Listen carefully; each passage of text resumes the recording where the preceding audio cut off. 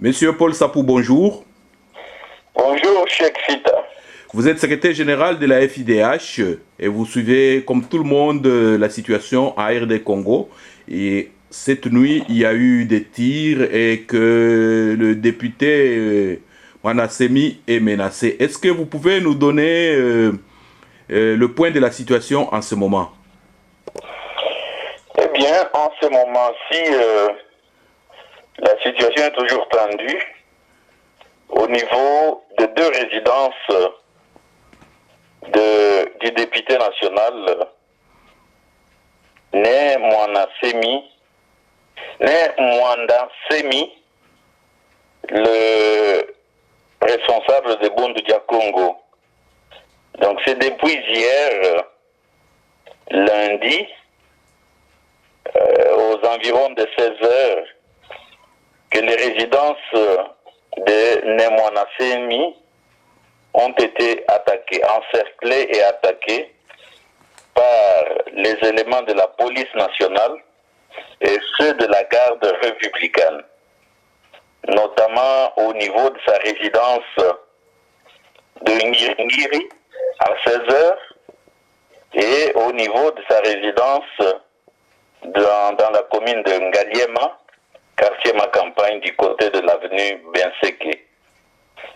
Ces deux résidences ont été attaquées et aux environs des 19 heures, il y a eu assaut à l'armement lourde, assaut sur ces résidences et les assauts qui ont permis de mettre la main sur Né Mwanda Semi, qui était recherché, semble-t-on dire, dans les milieux de la justice pour trouble au Congo central.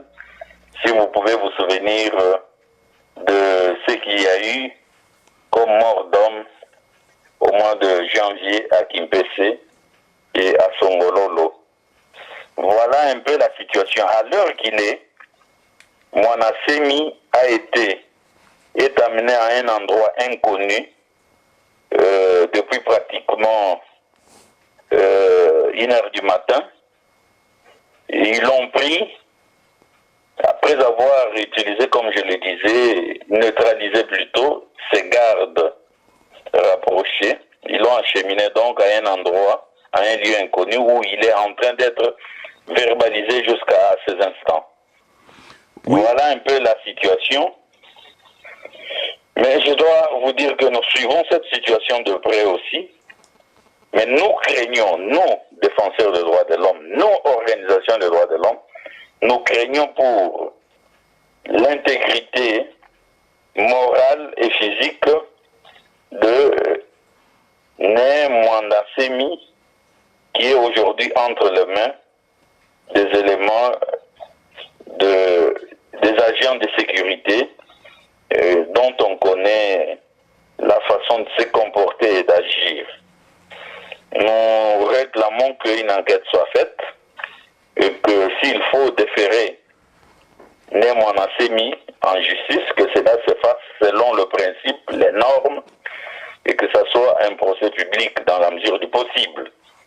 Voilà ce que je peux vous dire, mais la situation en général en RDC est très très très mauvaise depuis que le gouvernement qui est là, depuis que le régime qui est là est illégal, illégitime depuis le 19 décembre dernier à minuit. Donc nous avons affaire à un gouvernement, à un régime, je dis bien, illégal, illégitime et qui s'accapare de toute la puissance de l'État pour neutraliser les adversaires politiques dans la mesure du possible, le neutraliser en utilisant, en recourant à la force de façon disproportionnée, puisque encore une fois, une énième fois, le gouvernement, le régime, les services de sécurité ont encore utilisé, je dis bon, bien, une force disproportionnée, une force létale, les armes de guerre pour, soi-disant, arrêter, neutraliser un compatriote. Alors, je ne veux pas, comme vous le voyez, entrer dans le vif du sujet en ce qui concerne la revendication de Monassémi. Mais je regrette que le gouvernement puisse ainsi agir. Le gouvernement illégal, le régime illégal en place au pays.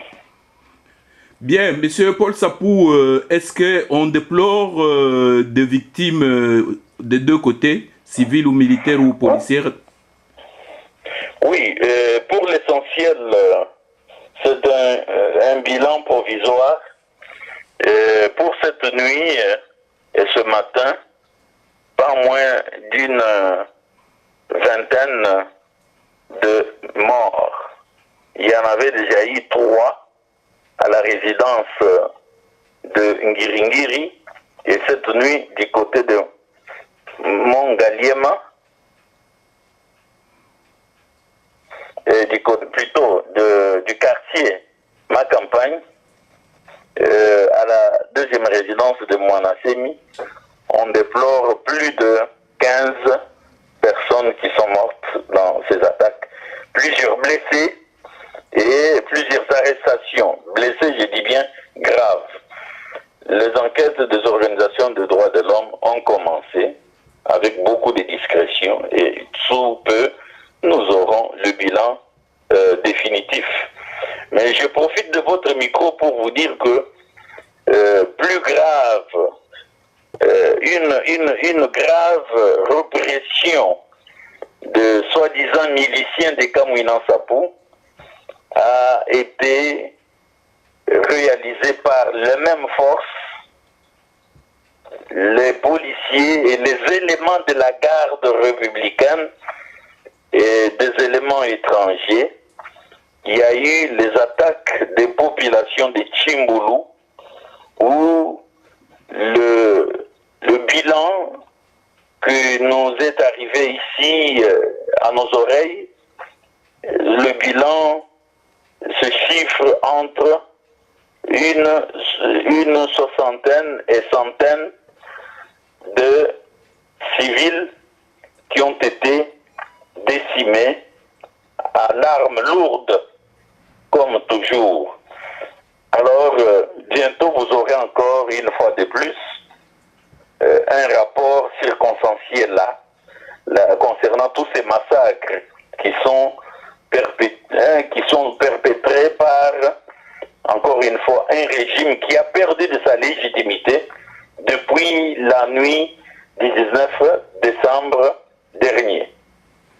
Merci bien, Monsieur Paul Sapou. Bon, une dernière question. Bon, dans cette période de transition où plus personne n'a la légitimité des urnes, comment pensez-vous qu'on puisse s'en sortir pour qu'on évite des morts inutiles et des arrestations de cette façon? Je pense qu'il faut pousser la communauté internationale d'être intransigeant envers un régime illégal et illégitime. Il y a déjà la présence de la MONUSCO sur terrain. Il faudrait trouver une force spéciale au niveau de la communauté internationale afin de neutraliser ce régime. Et il faudrait que le Conseil de sécurité que nous allons bientôt saisir sous peu, d'ici mars, il faudrait que ce Conseil de sécurité renforce le mandat de la MONUSCO en termes de protection des populations civiles. Alors il faudrait une action de choc puisque nous avons affaire à un régime rebelle.